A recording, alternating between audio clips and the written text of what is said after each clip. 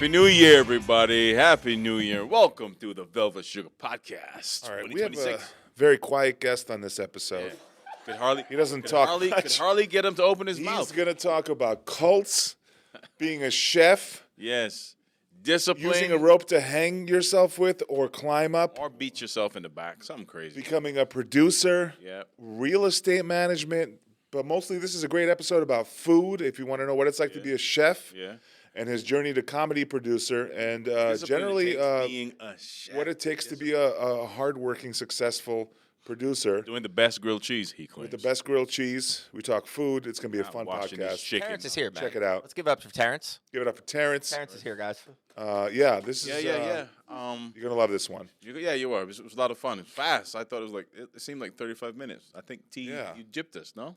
Okay. All right, cool, man. But listen, you're going to love it. Tune in. Check it out. Peace.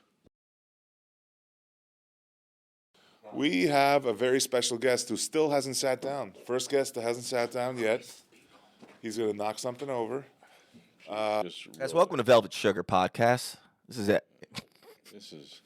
I didn't realize how bad this thing got. He's more relaxed than we are. My brother said that there was something going on with Verizon, but yet still him and I could communicate.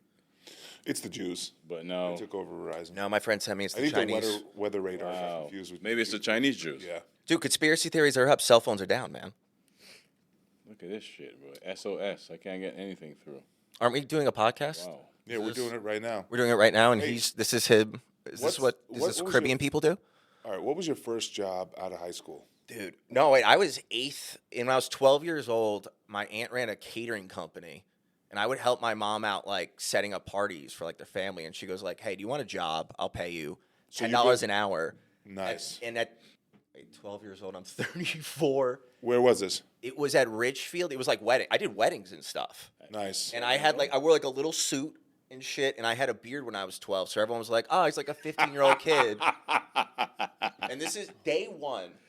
An hour, like I was handling boxes, an hour of that shit, and then someone handed me an avocado, and I had never seen an avocado before, and I was like, what the fuck is this? They go, you're gonna make guacamole, and then I was like, oh, I'm gonna be a chef the rest of my life. You liked it? You fell in love with it immediately? I saw an avocado, and I was like, this is the coolest thing ever. What makes somebody want to be a chef? Like, what? Why? Literally, I was just like, I get to learn something.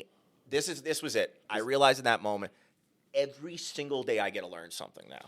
I notice people, listen, chefs are the hardest it. working people I've ever seen. I got to learn about the history of something. I can and everybody knows like a little secret or something. And everyone like is interested in something enough to tell you like, we only get avocados in America 6 months out of the year.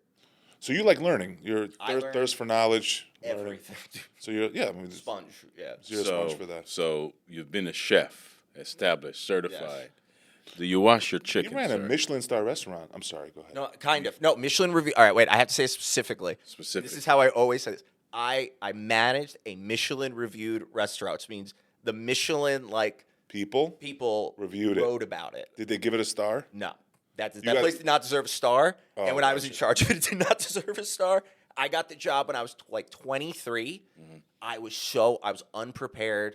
My boss gave me, I'm not going to say the restaurant. It was nice of her to give me a shot. I was not given any tool to succeed. Uh-huh. I was so out of my depth, out of help. No one wanted me there. And it was like, all right, let's just make this happen. Well, what'd you do in the restaurant? Hold on. We kicked off the show. Happy 2026, guys. Happy New Year. Happy 2026, Happy man. what? Happy 2026. It's the first episode for the year, man. Yay. Yeah, Alex is In Yugoslavian culture. One of my Eastern European responses. They don't. It's just another year. We will all die one day. See that? That's my. In Yugoslavian culture, he doesn't celebrate He knows what American I'm New Year. talking about. Do you think it's your New Year's resolution to together lose 10 pounds between the both of you? I'm already going to lose more than that. Well, I want to lose at least 20, 25 for sure. All right, back to me. Okay. Back to me. You guys, I'm way more comfortable. Shit with on this. our I'm, weight, like, huh? ready to go. All right. Rough Salt, man. That's the new podcast. I'm telling you. What is it? Rough Salt. We're getting rid of Velvet Sugar. Rough salt? Rough Salt, man. I'm the bomba club to that money.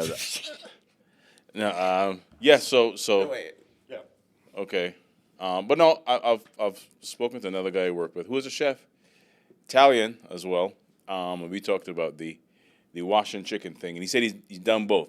Like for me personally, if someone is serving me chicken legs, and you know there's that yellow thing on that thigh. And if I see that, and it's on there, it turns me off. Turns me off. That's me. Like Alex, he came to my house when we were seasoning up some wings. He's like, dude, what are you doing? I said, I'm taking off the extra little feathers. He's like, there's no feathers. And when you notice there are feathers, I just never paid attention to them. There's like one or two. You can eat You it. roast a feather and eat it. They give him hazelnuts with the shells on. They just go here. Wait, why is this a hot Did debate you just for you? equate me to a Iberian pork? Pretty much. No, got some kind of but pig also, in that's Spain? the most expensive pork. And actually, I know they feed Mangalitsa them hazelnuts. You don't understand the amount of. Mangalitsa, you know where that's from? Yes. Hungary. Do you know- I grew up eating Mangalitsa pork because it was in Slovakia. Do you know why the only reason it exists as a popular thing now? Why? It was dying out, and this billionaire was like, man, I got to keep eating this pork.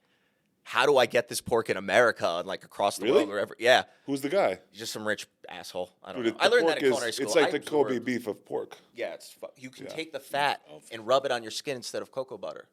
You just because it's so smooth. Well, and what's in style right now? My wife is using beef tallow. That's like the latest thing women are using. Beef so tallow. this will be Women, the huh? next- So you mean like women in the kitchen where they're supposed to be? In your words.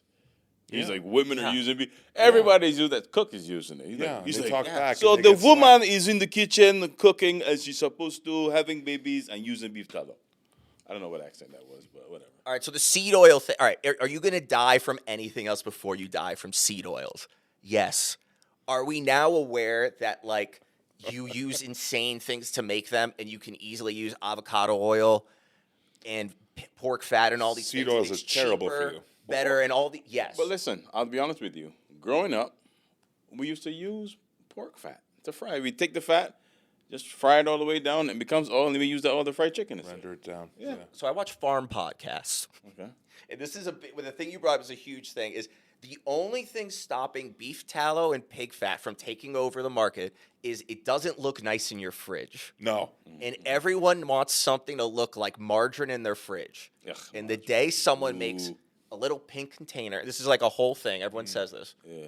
with a little cute pig on it, and you put that in Whole Foods, then that's the new thing. That's all it's taking is a little container. All you need marketing. is someone to like really make you.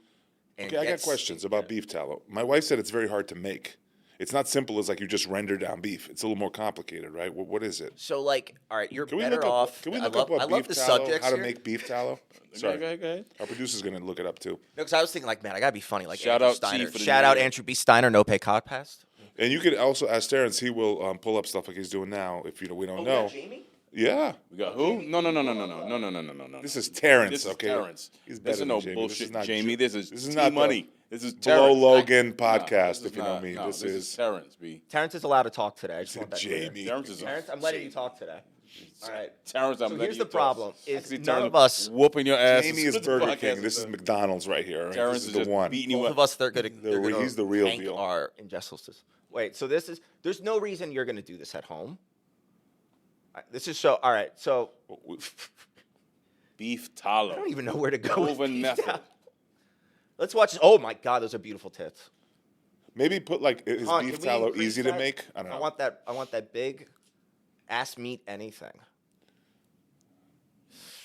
See, this is the right Do person to think show they're, you how to like, make beef tallow. these? I don't know. I want to go back to where. All right, now they're cutting the beef fat. Okay. I know that you have to strain it. That's what you have to do. It's This not. is this is not what I was expecting to talk about on Velvet Sugar Oh, it's all right. in any Gonna way. get correct. We're gonna be doing Pigfoot recipes in the next 5 minutes, and just give it a minute. So you want to know something about fat cells? This is from my biology degree. Ready? This is why you have to render it down and then throw away the solids, which is what my wife was saying is complicated. Because when you have fat on your body, what it is it's cells that once they grow, they weren't there. When you get fat, you grow a cell that holds the fat. Then when you lose the weight, let's say, that cell that wasn't there is still there. But what did it do? It's The trans fat inside of it is gone, but it deflated like a water balloon. But it's there now. So what you're doing when you're making beef tallow is just straining away those solids that hold the fat. They're cells. Inside the cell is the liquid fat. Wait, Get have you had beef tallow fries? Yeah. Fucking delicious. Okay, you've had them pre 1990. Alice Waters Duck fat kind of guy. is the greatest like farm to table chef that ever lived. Who? Alice Waters is her name. Shout out Alice Waters. She's dead now though. But her like whole thing is like your entire garden should be edible. And she said the greatest travesty to the food, to like mass food market, was they stopped using beef tallow for McDonald's fries. Yeah, it's healthy. So that, if you want to talk about like how important and how good this shit is. But all I'm trying to figure out is beef tallow mean beef fat? Yes. Okay, so is it healthier than duck fat? Well, it's like the difference between, all right, what are you doing in the day to break down these calories and stuff like that? Because it's all different stuff. Oh. Well, which is healthier? I'm saying, which is the actual fat of fat. duck? It's fat none of of it beef? is healthy. You don't use word healthy. Well, unless Technically, you're talking all right, about so- avocado maybe, but So technically, it is like beef tallow is healthier because it has like you can like cook it at a higher temperature, and it is more like an oil. When like duck fat is like a thing that like It's like fat. It's not like oil. yeah, Gotcha. It's grease. Wait, thank you, Alex. There you go. Just That's an grease. amazing thing. It's grease or Because oil. chicken fat is not good for you. No, not at all. I grew up eating duck, and I love duck. I love me some You grew duck up and in goose. Eastern Europe? Yeah. So Well, you were, until like, I was killing the 7. ducks, or? No, well, like I mean, I go there every year, but you eat goose and duck during the holidays, or like during like just when you nice like it's like an occasion. But I've always imagined you like in the woods with the ducks. That wasn't it. You just had like. I've also imagined David in the Caribbean just like picking coconuts and walking up. What are you talking about, dude? I don't know. What do you mean in the woods? Because you're older than me. That's it. You I think think you're people? 10. This is classic. Like he's Russian. He's walking around the snow in the Siberian tundra. Meanwhile, like Russia's nothing like that. like Russian Fred Yeah, Flintstone. yeah. Like Eastern European. He's on a bread line with a lady with like a thing like this with a little babushka. Yes, and his people also bred like babushka. Just different. His people. Here's the funny thing. I had when I was a little kid, we had ducks, we had chickens. Most people did, right? But we were in the city, so we didn't have it as much as opposed to like my friends in the country, because they actually they were in charge of cows and goats and sheep. You ate the ducks pig. though? Yeah, I So dated you've a eaten girl it. from. yeah. of You course. like it? It's okay. It's good. My brother-in-law You like it? actually I did- dated a girl did from the duck. Dominican Republic. He I dated curried Trujillo's duck. niece. It was good. Curried duck. I dated one of Trujillo's nieces. So every time I went to the Dominican Republic, it was like Mussolini. Like all the people were like, "You're a Trujillo," because there's one family for this dictator. So every time we went there, we got like every dish on the menu and all this shit. So I've gone to the farms where they like kill a pig where the vagina is like 6 feet hanging off the thing, and it's like a pig that is 500 pounds. And they go like, "All right, we're gonna kill you." This pig. Wait. Did you say the what of the pig? The vagina is the pussy of the pig. Is just like, because this thing has had so many babies in its life. Hashtag. Oh. This thing is Pig just like pussy. Lincoln and Tunnel. they I got you. introduce you to the pig, and they go, "That's who we're wow. gonna. That's who you're gonna. That's You're how gonna we eat started Mary off. Ann tonight, Velvet Sugar Podcast in 2026 with hashtag pig pussy, huh? dude. I would love to cook you pig pussy. Jesus. I can cook you Lord. anything in the world. It would make me so happy. He's got to do a lot of editing if we curse a lot, so be careful. You Otherwise said I could curse. No, you don't go crazy Just because don't then Al Felony. Oh. he's got to Al edit Felony. it, and it's a job, you know. Sorry. You know, Sorry. we had a guy in here who was Al Felony was not a guy. yeah. Every other word was a curse word, and he just the whole podcast was this on the when we aired on TV for our awesome TV viewing audience in White Plains and Newburgh. It was just like the beep, beep, beep for an hour, you know. So, but you're good. You're doing good. Wait, Terrence, what was your favorite? The vagina. You can say vagina. Can I say vagina, Terrence? Yeah. Okay, there we go. We're gonna do that. I Okay. feel like you never talk to Terrence enough. No, I never hear. I want him in the episode essentially. he's an awesome producer. Yeah, He's great. Terrence, what do you think? Do you like Alex more or David more? Just you could. Oh, there you go. What do you say? He has no mic. He has no mic. For the audience at home, he pointed at me. He likes me more. Yeah, He pointed right he here. did. So blink, Said he did. blink. Don't blink at all if you like me more. All right, see? Told you. Either of you work in a kitchen? No, My no. kitchen. You don't know how terrible it is. No. All right, so it's like 80 hours a week. But I'm like a nerd on this stuff, so I read Anthony Bourdain's book. It doesn't cover it. No, I know. all. None you of read it- Kitchen Confidential though. There's two things that cover it. Tell me. It's Ratatouille the movie, Oh, really? parts of the movie Chef. There's Shit. a thing With Bradley Cooper. Where no, that's burnt, and that's Oh, okay. that does something. What about the beer? The what? Eh. Beer. All right, the show annoys. Yes, but the show is like me watching my old job. So it annoys you. It's not even like the movie Chef John Favreau. He worked with like a very famous chef, and I tell you, when he makes a grilled cheese, is how I make a grilled cheese in a Michelin star kitchen. So that's like everything is down to the point. And they take cornstarch and they throw it on their balls. And my friends, yes. So you're looking at me questioningly. That is in every single bathroom in every kitchen is an open thing of cornstarch. For your balls. Yes. For your testicles. For your whole. Why? You just shake it down. Because you're going to get so sweaty in these chef pants. Oh. It's going to be like 110 degrees. And you don't want baby powder because that smells. Oh. And it doesn't really come off as easy. So all you guys, you go in there, you go, hey man, Cornstarch. pass me the cornstarch, and then you'll see guys. I promise you, leading the bathroom with like instead of like cornstarch coming out the bottom of their ankle. Dude, chefs are crazy, dude. They're. Yeah. I mean, I like cooking and stuff. Dude, to this day, if I gotta go to if we're going out, I gotta wear jeans and we're doing a spot. I have cornstarch my balls before a spot. You're looking at me silent. As long as you wash your hands before you use I do happy birthday. That's what you got to do. It's happy birthday. Which version, Steve Wonder version? Dude, we are not capable of that. But you're the only one here who could keep that beat. So you worked in the Michelin restaurant. Yes. And You've and seen then what Eddie did you, dance, he could Michelin not keep a reviewed. bit. What did you do in the Michelin reviewed restaurant? So I designed the menu and I expedited. okay, how you design the menu? They let you design the menu? Almost the entire menu is mine. Okay. And that was where I was like, definitely. So what I did is I just kept dropping, written down menus on the manager and the owner's desk. Mm-hmm. Just like every week for like 3 months, I would just leave like, here's my 3 ideas for a special. Sometimes they'd use them, sometimes they wouldn't. I didn't say anything else. I was just like, here you go.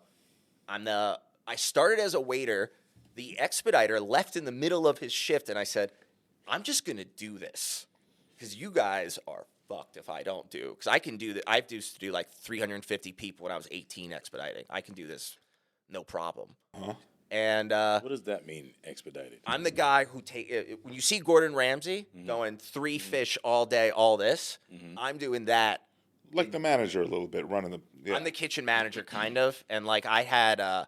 It's the ringleader. I used to keep a pocket watch so I could keep the average time of orders, and I would tell the guys so I could keep like, all right, this ticket's been here too long, and I would have like 40 things going at one time. Yeah, It's amazing what goes behind. I mean, I learned from Kitchen Confidential that it's amazing. Like when you go to a restaurant, what goes into just your little meal. It's a lot. What I want to hear from you is grilled cheese. How you do the grilled cheese? All right, so here's the thing. It is the 2 sides of the bread separately because you don't want to overcook the middle cheese. And that it is 1 piece cheddar, 1 piece Swiss, half piece of American, a little bit of shaved Parmesan. No butter. Well, butter on bread. both sides, but it's butter in the pan, not on the bread. We are not. The butter's on the outside. The No, butter the butter's should be in in the the pan. pan first because the bread is cooking at a separate temperature than the butter. You know what Chang, the one who does the Netflix show, you know what he did recently on it? He just did the grilled cheese episode. I think that is him. What does he do? No, what is the first thing he did, though? He microwaves it for 20 seconds to melt the inside because it never melts evenly. The grilling burns the bread. The inside is still, he microwaves it first. Oh, no, this is like a 5-minute process. I have beat other chefs in a grilled cheese. Calling out David Chang right here. I'm fine with that. If David Chang, call it out right now, Velvet Sugar Podcast, grilled cheese challenge. I will win the grilled cheese challenge. I openly tell people, like, do you hear the tap? I tap the top of the bread. Like, do you know how crispy that is, guys? Want to know what drives me nuts? The best grilled cheese sandwich I've had is in Philadelphia. I'll tell you why. That grilled cheese sandwich is the best you ever had. The first time I was ever in charge of a kitchen, I was 17 years old. I was 18 years old. It was a rainy day. The executive chef didn't show up, and he's like, Eddie, you're in charge. I did everything to the best of my abilities. I was in charge of everyone. I was young. I was like, this is it. I'm ready to go. He never gave me I got 2 good jobs out of 14 years at that job. As soon as I was done, I was ready to I learned this. Never expect a handshake. Never expect a good job or a thank you. Because I went up I had my hand out of my pocket. And he goes, I heard Mr. Wright's grilled cheese didn't go out correctly. And I remember this. I will remember the look of the grilled cheese. It was a whole wheat cheddar cheese, tomato grilled cheese. And it did not go out correctly. It did not go out perfect. And instead of a good job, like I thought I was going to get, I got a 5-minute shit on because one grilled cheese did not go out correctly. Wow, that's excellent. So that is why that grilled cheese is fucking perfect. All right, so now listen. What best soup with the grilled cheese? Tomato soup. Wegmans soup, of course. OMG Always tomato soup. soup. I made my. Wegmans. I I'm made. I saying made. don't make your own tomato Dude, soup. Wegmans. I made my own tomato sauce yesterday from scratch. Yeah, Tomato sauce. make No, it tomato soup is way harder. I tell people because you have to make it not taste like tomato sauce. I know the secret. I boil onions with it, and then later you emulsify the onions with there. It's just onions, tomato soup, salt, butter. That's Actually, it. it's pretty good. It's actually the recipe I found that I've been doing for years for the family. The onions boil with the tomatoes, and then at the end, you know the immersion blender? You just go, and then the onions liquefy into it, and it looks like you added cream to it because it gets like creamy. Here's the better thing: Heinz me. ketchup. Into tomato soup? Heinz ketchup. No. Just Heinz ketchup. We don't need tomato soup. Heinz ketchup is the most complicated, perfect sauce in the entire world. There's more umami and beautiful nature to Heinz I ketchup. love than Heinz anything ketchup. I else. love the flavor, but like it's too concentrated. No. That's all we need. Oh, so so that means tomato sauce would be too concentrated, then, right? Tomato paste, sorry, rather. Heinz ketchup is just tomato paste with All I need. with flavorings and vinegar and things, right? That's all I need in life. Listen, what made you? Where'd you go to culinary school? I went to CIA when it was like hard to get into. Oh, And that the prestigious one, the Hudson And Valley. that was all right. Day one, I did not want to go, not day one I didn't want to go. Day one I got there, I was like, shit. I Same don't one wanna be Bourdain here went to, anymore. right? Same one. That's Yeah, the same he place. got expelled. You which is told me very- he got expelled. Yeah. Yeah. But I went there. I got in junior year of high school. And Mom was like, "So you're in the #1 culinary school in the country, and you had to have 6 months prior experience. It was not as easy as it is now to get in. Really? Now it's kind of bullshit, but whatever. Really? Okay. Like Is it still the top school or no? What's the top school in the country? I would say if you're going to like French culinary in the city, no, that closed. I'm trying to think. Like Johnson and Wales probably has a more intensive program. It's still an intense program, but like when I went there, I got up at 4 a.m. to be ready to get to class at 5 a.m. in the Poughkeepsie in February, and you were not allowed to walk inside with your winter coat on. You have to walk into the building, chef whites, pressed, clean, no stains. You should figure out how to walk around with a fucking Tide pen, dude. And you have to or Shoot. turn back around. And they don't do that anymore. Wow. Jeez, Dude, when I went to culinary school, it was like, I tell people, you have to have a game plan of like, all right, cutting this onion will take me 5 minutes. Let's say it took you 3 minutes, points off. You should know how much, by the way, you should know how much better you were going to be than yesterday. And you should be able to anticipate that you're going to be able to do this 2 minutes faster. Best knife for cutting. Go. The global 8-inch chef knife. I want this known everywhere. It is $80 on sale. It is $120. That's exactly what Bourdain said. The global. It is the Japanese- greatest chef knife that has ever existed. Is it? There's no other reason. It needs the least maintenance. Yep. I have. I bought that. I actually went to Austria and got it. That The Heckles. Heckel Yeah. or something. Henkels? There's Heckels? And it's the stuff. It's the bomb. But I can tell you, it's exactly what Bourdain said. It needs to be like, baby. You need to what's it called? You need to hone sharpen it. You need to sharpen it, oil it. But when it's on point, it's like crazy. It just cuts. How much was it? From 160. I went to the store. If you go there to the because I go, I have family in Europe, so when I go there, I go to Vienna. I got it at the store in Vienna, which was in Austria, and it's like less than it's like $130. It's like 200 online. the thing I would do if you're trying to spend money on a chef knife, you go find like a local blacksmith. It sounds crazy. 50, like you're buying steel. You're not buying like the shape of the knife really or anything. You're Right, the buying brand, too. 5160 steel or 80 CRV2 or these like things that is not made out of that.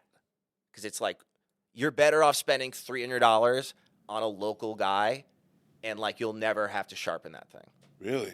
We got to sharpen it all the time. Like we got to sharpen it every couple of weeks. You're not sharpening it, you're honing it. And this is very funny. Fun fact, guys. I mean- it is a magnet, this little thing.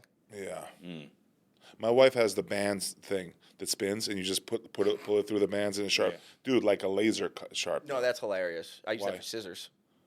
You know what I'm talking about, right? Yeah. The little belt. It's The little belt. MKV2. I really wish I didn't know all the names of this shit. It's You do.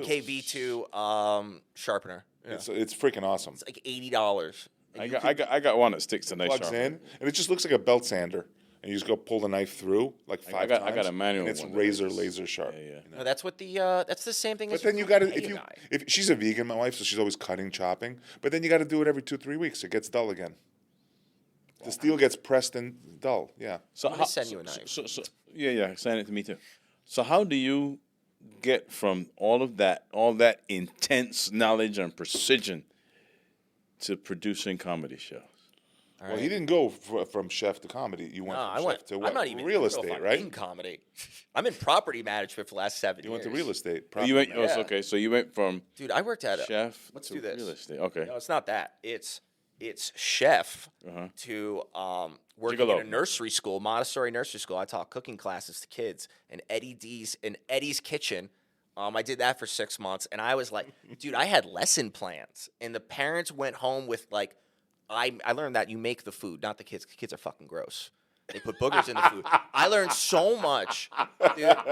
Yeah, so I did that, and then I was a waiter. And then I managed then I managed like random other like snack bar kitchen. I did PR work. I mentioned this to David on the phone. I didn't know if you wanted me to talk about this because I did PR from a charity for myasthenia gravis. Yeah. And we used to have to do these like out of town events, and it was mostly women in the office. And this guy's brother, he hated his brother somewhat. So I had to sleep next to my boss. And imagine sleeping next to like an executive boss. We had to share a room in a Sheraton. And when he would, and this is, so you go to like Boston to go set up this marathon and like we meet people. Right. And then at night you go to a hotel because you have to go back at 4 a.m. to finish setting up. Right. And I would go back home with my boss. And I say home and we'd have to decide who uses the shower first. Jeez. Oh, jeez. And I tell you, like, you can't imagine what it's like when your boss comes out of a bathroom and asks you, so what do you want to watch? Jeez. And then, so that's PR. And then, then I went back to cooking, and now I do property management the last 7 years. Dude, you have the energy of a sports agent. Like, I think of Jerry Maguire as you're talking. And then, so from Jerry. Oh, then comedy. Yeah, so right, now. so from property management, how did you get, because that, those skills are so transferable. Because that's what you apply to producing shows. That's why Wolf and Warrior is Wolf and Warrior. Thank you. You've been doing comedy producing for like nothing, like he's saying. A year. 7 months. Yeah, and then you're like That's already more than created like this whole big scene. Yeah, because everybody comments on what a vibe. First open mic was April 13th. That's how long I've been producing shows. Because you hit it full force. Dude, you I work told hard at it. everyone, like it's 5,000. I don't care. I don't care if it's one person in the room. You have every chair set up like there's one person. He does. He's the only one that really does it like that. He's Yeah. I don't know. No, you got a work ethic, man. You definitely got a work ethic. Well, That's because awesome. I'll say this. You, Chef, I'm sorry, it's not Chef Cole. Yes, Chef Cole told me, Eddie, when you show up and you do 100%, that's your bare minimum. Now, let's talk about you doing a good job. That's you staying after and learning a new skill and getting better. So in case someone's out, you have the ability to jump in, do your job to the 100%, and then their job to another 10%. Dude, you know what I'm realizing? Like, you guys can compete with military people, like Marines, for like work ethic. We did. It's crazy. Demerits. So CIA was started after World War II veterans, and they So made there you it go. for them. I had demerits. I didn't have detention. You had 20 So demerits. You're out forever. You're not So alone. the military started culinary schools? Yeah. Well, military started. CIA. CIA was meant For our to audience, start- what's CIA? Tell our audience. It's Culinary Culinary Institute. Institute of America was started specifically for World War II veterans, or like just veterans To in have general, jobs to coming have, back from the war. Yeah, and like let's make a. Well, the whole chef thing is started by. Oh my God, Escoffier. Escoffier was Chef Escoffier. His original journals are in the CIA library. Was a Napoleonic. He wasn't a general. He was like a captain, and he becomes a chef and goes, "I'm gonna make the brigade system. There's a head chef. There's a sous chef. There's a saucier, and all of these guys are in order of who's in charge and who's not in charge. And everything is done by this guy. Dude, did they name That's us? why they're like yes chef, no chef. Yeah, Like, yeah, it's very. You ever see? I've 100% made Tommy do that once because he fucked up. He put out a chair instead of a stool, and I said, "You didn't bother to go upstairs and get a stool." I go, "From now on, honestly, the next week, yes chef, herd chef, not just yes chef, herd chef." You haven't made people cry, have you? No, but I have given people more opportunity than anyone else. I've said that. Here's my quote. I've said this. Jess, host of Wolf Wait, Warrior. the guy who started all this, Escoffier, a French guy, Escoffier. They named a sauce after him, right? Yeah, they named a bunch of shit after him, but Espanola sauce is not. No, Escoffier. I thought it was. Escoffier is he's the guy who kind of Bocuse is Ratatouille and Escoffier. It doesn't matter. What is he? Dude, he's my not- wife went to France. She said she's never seen anything like how they live about food. It's not like here. And the way she described it is she's like, I went to a store to get persimmons. It was the market, farmer's market, people on Miami. And the guy went through meticulously and picked out the persimmons. Said, this is very nice. Put it in a bag. This is a perfect one. Put it, and gave her like, said, thank you. I think these are the really good ones. Here they just fucking toss it in a bag. They have a love for it. It's like that's their passion there, food. Go back to what you were about to say about Wolf Memorial and Jess. Oh yeah, this is what I said. I told all of them. I've given them Did all you ever go opportunity. there? They've all stood up. Isaac Baker, Baker's Dozen Productions, another one, and Jess at Seafood Soy Sauce or Soy. I'm so sorry, Jess. I've told all of them. Here's a rope. You can climb it, or you can hang yourself with it. Oh my God. I got told that by Mr. Lopez in 6th grade, and that is not 6th grade, in junior year of high school, and that stuck with me forever. And I've said that I'll give you more opportunity than anyone else is going to give you, but it's your job to be like, all right, step up. Gotcha. Did you ever travel overseas for cooking? Nah, I would never. I don't really travel much. Dude, I hit my head when I was younger, and it just gave me such bad nausea. Or like a plane is like, You hate planes. dude, it's going to be, I was like, all right, I'm going to throw up on this. I always see that on TV. Like, we traveled to Italy to learn Dude, I Italian did cooking snowboarding techniques. once. Hit the back. There's a white spot on the back of my head. Never the same. It might be what got me into comedy. I'll shit you not. One of my friends is, Roseanne Barr. She hit her head. Sure. What's there's a bunch of the guys who've hit their head and now they're crazy. Now they're comics. You don't have. Wait. Roseanne Barr hit her head and became a comic? There's a few comics where they hit their head and they're like, that's why that person has absolutely no stage fright. And I definitely had stage fright before, and then was like, I'll go try comedy. I fell out. I hit my head out of the window onto a pile of rocks when I was 3 years old in Barbados. Dude, there's a thing, it knocks something out. Really? You just don't have fear anymore of like, whatever. I mean, I still had fear, but I fell out on my head. Boom. Fuck. So you went to 3 years old. In the cooking, went to the real estate. He's like, Wait, you the went to only the reason I entered cooking, comedy from the cooking was- to the real estate, from the real estate to the comedy. All That's my fun. friends were becoming like What am I alcohol. They weren't alcoholics. They were like Bayside Jew now? What is this?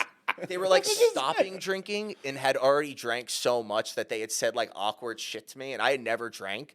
And they were like, then I started doing comics. I was like, these people kind of, I don't think this is for me. And then I started doing stand up. I was like, I'm gonna try this 6 times, and that's it. And then we'll why see. 6 times? Because like I don't want to. I didn't want to say I'm going to do this forever, or I'm going to try this once because I might not like it, or if I like it the first time, I'm not going to quit because I liked it the first time. So I did it. I was like, I'm going to do it 6 times, and then the 7th time, was the first time I saw Alex Collar at Brewster, and that was one of the worst I've ever bombed in my life. That's where we met? I met you. No, I didn't meet you. You didn't talk to me at first. 'Cause I was scared of you. 'Cause Really? you're funny and giant. So I'm intimidating because I'm funny and giant? No, because you're funny. Same with David. So you feel You like guys I was were like the regulars, and it was my first time. Well, actually, it wasn't my worst set. I had a really good set. It was the first time there. It was the first time I had like a cheers, and then Jordan Malice came up and just talked about, when I say nothing in like the, and I was like, I guess I'm not that funny, man. Oh, like, hold on. he hold on, just hold You remember this day? ruined me. on. No, I'm remembering you at Brewster now. Yes, I bombed can't- once I for can't. 7 minutes straight. He used to. I can't hold on, remember did you, Brewster. Did you ever wear like slippers or sandals or something? No, that was the homeless guy. That was not me. No, that he. Oh, that he- was the Jesus dude that Yeah, travels yeah, around the he He country. was Yeah, fun. He was actually a really He nice was. guy. No, he was cool. Mason, shout out. But I'm remembering, vaguely for real at I was Brewster. terrified of you Brewster. guys. You're like funny and like you knew everyone. We And I should was we like, should plug with Brewster my because Jack notebook. needs it. If you want to try stand-up comedy and you want to go try it at an open mic, go to Brewster Performing Arts Center, Google it, and Monday nights at 8:00 they have an open mic. Dude, great mic. That's the mic. I will say this. That's the mic where I was so intimidated by the amount of how nice everyone was, but also the amount of talent of sitting back in the show. One night it was Connor O'Brien, Jack Kills every time. And then Yeah. Well, the thing is this, is like if you start, like I started at a place called Lucy's Laugh Lounge, which is now defunct. And when you go your first day, I wanted to just watch. I was too stage fright. I wanted to just watch. not stage fright. I was an actor already. I got over stage fright, but I was like, I don't think I'm funny. And I had a little bit written, so I went. And then what always makes you start it, if like a bunch of comedians go, like 3 or 4 people went that weren't that good, and then I'm like, I could do this. But if you see people kill, you're like, oh shit, I gotta go up and follow that. Yeah, that's better. First time I went, I went up first, and Ben. That's what you want to do. And brought me up as, guys, this is one of my favorite. You can say favorite. It's one of the best comics in the air. All this stuff. I'll say this now, Ben Kirsch, if you hear this, no one, if he didn't bring me up like that, I don't know how my first set would have gone. You up? He gave me this giant intro. Giant intro? Like, this guy. I have never gotten a bigger intro. I will never get a better intro in my life. And I was so like. I remember when Jack first came up at Brewster. Do you remember that? Yeah, it was weird. He was nervous as shit. You remember? Because Frankie Becerra used to host Brewster Mike. Jack, he had like a leather jacket on. I was like, why is this kid so nervous? I'm like, he came up, he was like, I was like, yo, relax. You guys are funny, and you all clearly know each other. But comics are very related. Comics are very like down to earth. They're like approachable. No. Well, some of them. Well, if it's clicky, if you feel it's clicky. Yeah. I mean, there's clickiness at all levels. Yeah. And I know. You know, sometimes they rib you to get into their circle or whatnot. But I mean, for me like, personally, I grew up. I grew up. We have a really tight, fun crew that's open to new people. There are. Yeah. There's one Facebook group that's hilarious that I send people. I'm like, yo, I don't know what these comics, I don't know how they don't just get coffee together. Like, I regularly just call people like, oh, yeah, let's go get coffee. Yeah. Oh, yeah? I call you. Yeah, man. Part of that scene in Wolf and Warrior on Sunday nights at 6. That's another open mic if you want to come try it. Please come out. We've had over 30 people try their first time there. Yeah. Part of it's so good is it's like it's a good environment. Yeah, it's a very good environment. It's positive. Dude, I smudge the place once a month. What does that mean? I burn sage once a month. Jeez. I shit you not. No, because we had this one time. It was a bad vibe for like. Wait, when I say it was a bad vibe for like 4 shows, it was like people were telling me. Do you like mumble like some kind of? No, I play Africa by Toto and I dance around, and I get there like before it opens, and then Second Indiana Jones. And then I gotta put. I'm sorry, Mike. I put a wet rag over the fire alarm so I don't set off the fire alarm. Sage. And then I have like a ceremony. You got to believe in ceremony, man. Who knew Eddie's into voodoo, guys? I know a bunch about voodoo. Aloha, dude. Jeez. Wait, Serrano-like fastball. It's the only religion I want to check out. It's the only. No, I'm on a Jesus train. That's enough for me. Dude, it's not voodoo. It's hoodoo. That's the thing I want to check out. All right, you get Aloha. I'm so into. I'm ready to go on this. A what? Aloha. You pick like an icon that like you like. Not it's not a god. It's like a thing that you. There's not many gods. There's different like beings, divinities, and you're like, all right, that's the one I want to like embody. But what's this like? Is this like Native American Loa? What is it? No. This is the whole voodoo thing. Oh, I know a bunch about. I'm really serious. If you bring that up, I'm ready to go. Jeez, no. You pick a guy and then he rides you. Okay, this is like the baptism. The Loa, you like accept it into you, and it like you get like possessed. Guys have no idea what they. And that's when you're like officially like taken into it. No, for me it's just Jesus, man. Team Jesus. That's it. One. Jesus fucks me too. Sorry. But why? Sorry, Terrence. But why'd you want to produce? Maybe comedy? white one, but all right. So this is it. Was like I said, I started comedy because I was just like, I need to find a hobby that's like I realized this. I was like, all right, I love stand up. I could write at a bar. And that's like I brew beer, but like that's not. I don't really do that anymore. But like you've done it. Yeah, you get over it after a while. You need like an active hobby though. Right. Like, and I was like, all right, I can write every day. And then their only open mic for a while was 5 p.m. in Stanford because they didn't have the Monday night yet. Yeah. Or Jack's mic. Jack, it's in Brewster. If you're close by to Brewster, that's great. I wake up early I love the mic. I'm not gonna say it's far away from me, but. All right. Okay. So I was like, shit, I need to find a way to do 5 minutes once a week, at least, if I can't make it to like somewhere else. Right. And that was day one. Fonnie Chidella, the person who's responsible, I would say, because he brought you two. And the first day one, April 14th of the open mic was me hosting. In the basement. You two guys and Fonnie. Fanindra, by the way. Man. Fanindra, by the way. Fonnie did not. I don't know if I could have. Every week was kind of me convincing. There was like 2 customers that watched. You remember? Dude, there was we had Monty Mason more than came that. too. maybe 1 or 2 people regularly. Monty came one night where we had a dance party at the end because no one else was there. May as well. It was downstairs. But what made you want to Oh, yeah, produce? then, What made you want to produce? I don't know, man. Oh, okay. You know what he did? I'll tell you what he did. No, this is what he did. He asked for feedback. He never said, I want to do this. I'm just going to do this my way. You kept asking. You kept seeking, which is biblical, by the way. What? You kept seeking. You asked for information. You asked, what do you think of this and that? That's what you asked. I don't know if you remember. You're or not. smart. You're doing your research. Right. Yeah. And we went from downstairs, upstairs, because at first you liked downstairs, and then you moved upstairs. You were like, how was upstairs? I said, actually, I think it's better. You go, no, I don't know. I like downstairs. But I said, you don't have to go downstairs. The bartenders or servers don't have to go downstairs. Just walk across the hall. It's beautiful. And now you're right across the hall. I'm a chicken with my head cut off. I don't know what I'm doing. I just go. No, but like, really, dude, I am so out of my depth most days. But hold on. People have no idea how He says scared I that. am all the time. But listen for this. He produced a show how many months ago? Me and Henrik did one with. Hold on, but I mean, you had Greg Stone show? You had a headliner. That's a pro comic that performs in the cellar and tours. Yeah, Greg Stone. There was not many people at that show. It- But we're- there's been more at that. No, Anthony Zenhauser show at happens. Jazz on Main. You were at that. That one was fucking great. 9 p.m. at Mount Kisco. We had 26 people in a 40-seat room. Like, that was pretty fucking great, dude. No, you got to ask stuff yeah. and then like most like Louis C.K. I was listening to him on a podcast. He's saying most people who produce comedy have no comedic instinct, so they don't know what to do.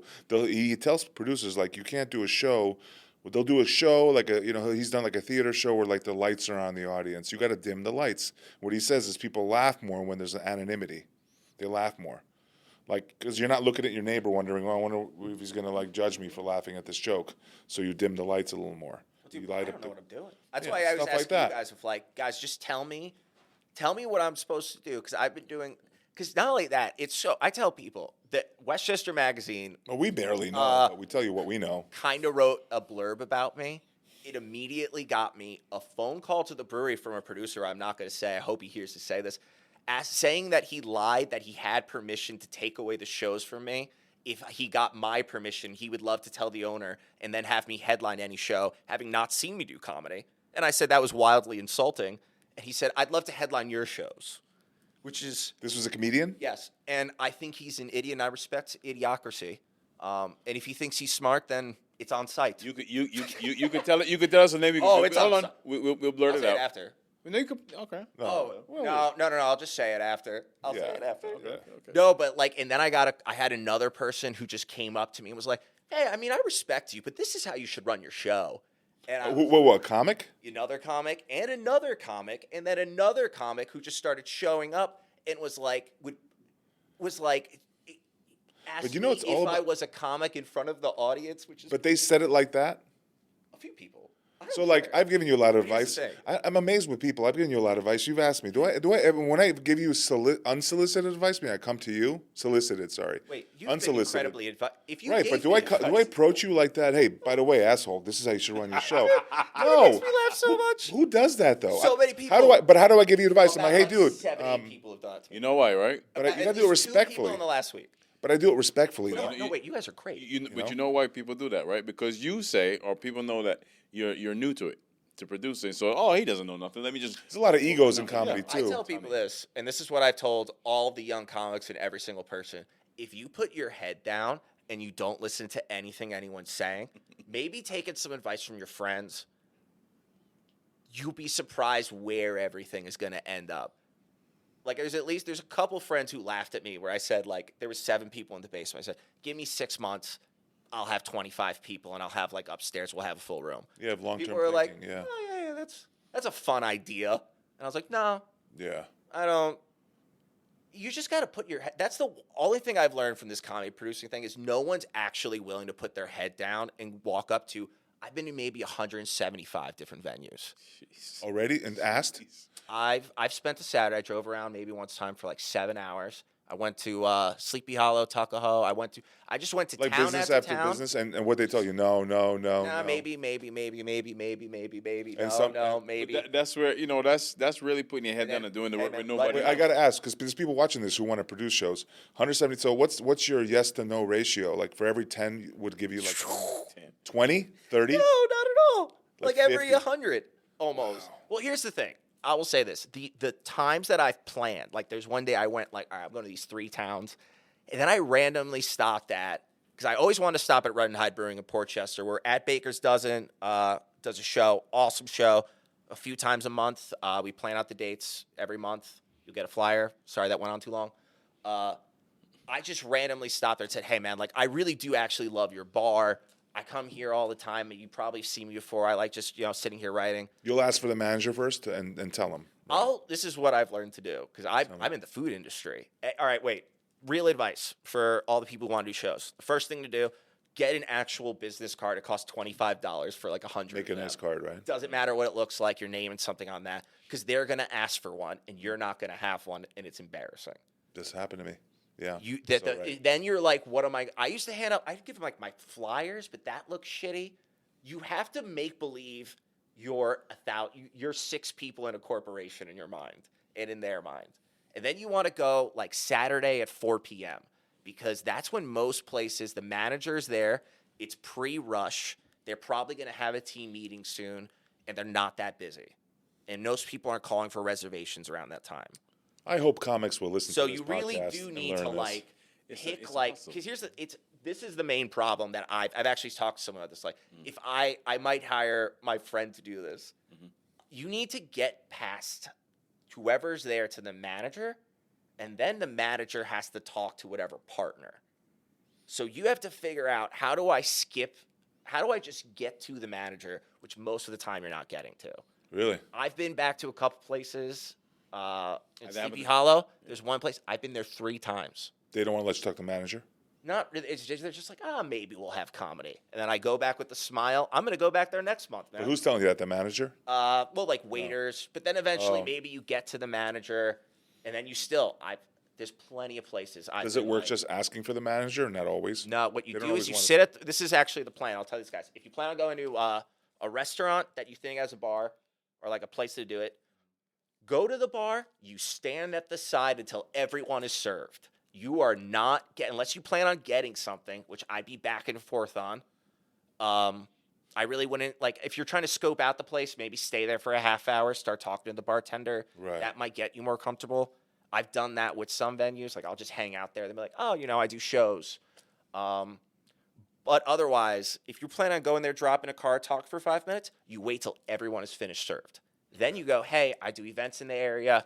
I was wondering if there's a manager around. I'd love to talk. You don't want to interrupt them. You want? Sorry. No. Yeah. No, that's it. You wait. You sit at the back of the bar and you go, not a problem.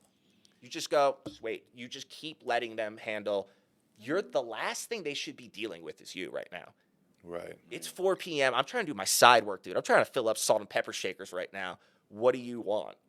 I see he has knowledge of obviously cuisine in terms of how that runs. So it makes perfect sense because you hustle and you got us that show and that the atrium of that building. I mean, you thought it was going to be like maybe 20, 25, and about 60 people turned up that Friday. Dude, that took me 6 months of tagging them in Instagram posts, messaging. Damn. Would love to see you guys sometimes. This is what it is. It's not, after you get the venue, it's not, people ask me like, all right, so what do you do? I go, well, there's 90 things you got to do now, or really like 5. What do you hate the most in producing? No, wait, hold on before. No, this is it. This is actually the thing. A lot of people make a mistake doing this. I actually give this. You're going to follow every single local business in town on Instagram now. Because when people see and click on your profile, before you go to Sleepy Hollow to go promote shows, and you have your Instagram, QR code there, you follow every business in town, and you should already be following that business. Because they'll see, like, followed by these other people. Now you're a familiar thing with them. And people go like, that's not much. I don't have to. Like, why would I bother doing that? And you're like, all right, well, you need to be doing that, and you need to be doing 5 other things. And when you post a story, you need to have a location there because the location brings you to other people's stuff. And you need to follow, there's like a ton of stuff. What do you hate? I hate dealing with white people. No, yes. Yes. It's all white people. No, black comics I have had more thank you and pleases and matters for black comics than all of you. No. All of you people suck. Why are you pointing at me? You're also white. All right? No, I'm Caucasian. It's different. I'm Mediterranean. It's different. This is what I hate is so how do I get booked? No, hello. I was there for one particular comic that asked me. He goes, Eddie booked you. Why does he book me? I mean, and you're like, why don't he book you? Are you funny, sir? What have you done to have him book you? You know, and he just think that he was gonna bully Eddie into booking him for a show. And then Eddie said, if you raise your voice to me inside, I'll raise it to you outside. Yes. So Eddie's normally at 70. Come at me 30, okay? And he hasn't been back for the last few months. I banned him. I said, you're not allowed to come back because I had too many complaints. This is actually what I hate too, is especially at an open mic, you're selling a vibe. And you're selling like one guy will ruin your vibe.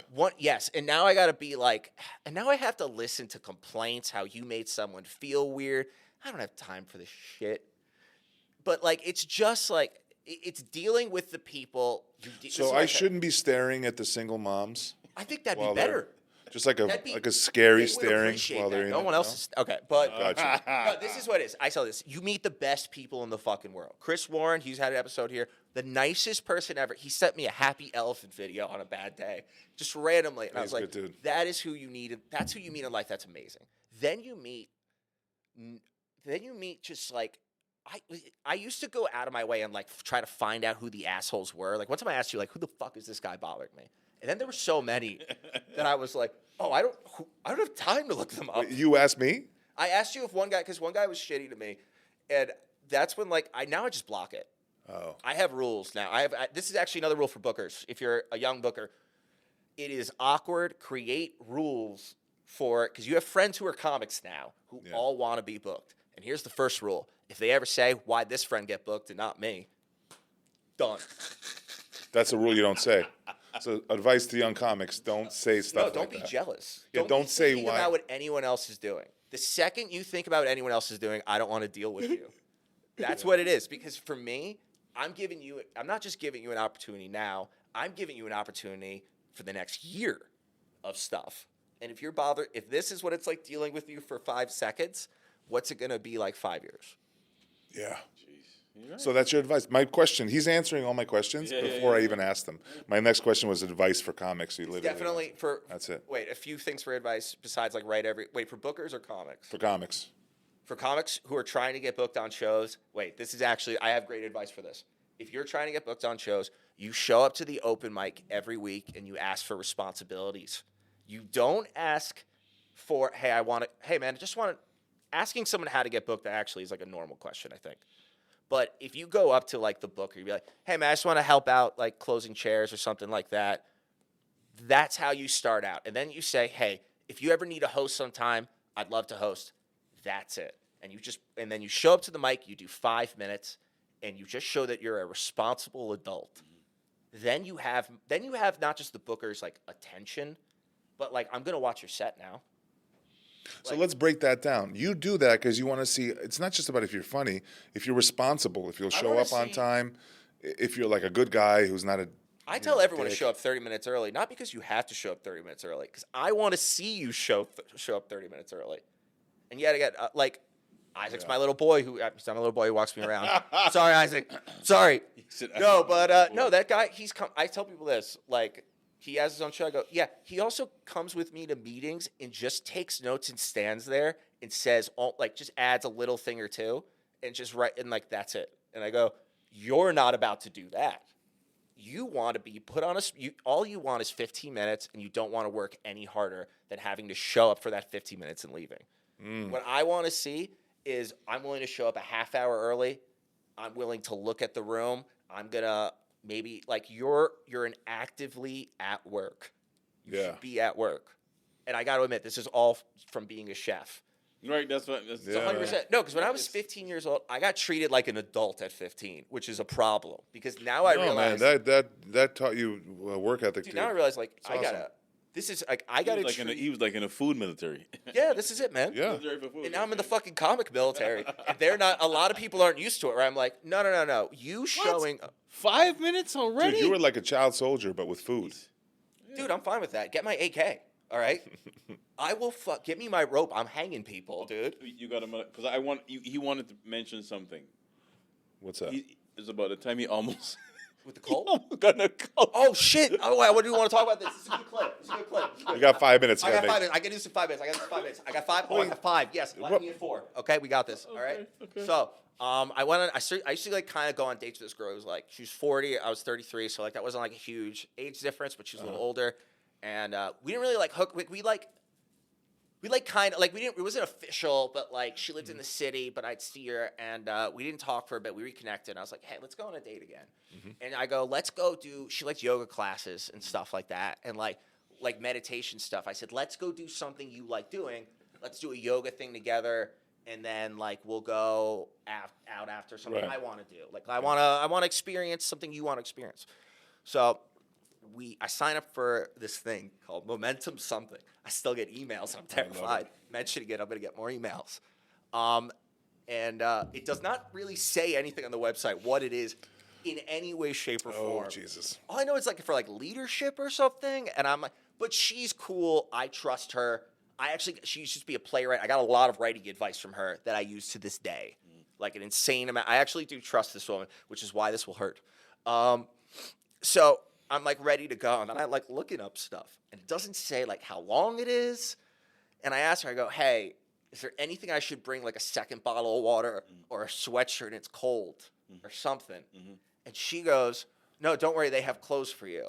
And I went, Oh, jeez, dude, was it like telemarketing scheme or something? Worse. It gets worse. We're just texting, and I go, excuse me, LOL. I like my own clothes. Like 3 minutes. I'm really trying. I said, let me at 1. Okay.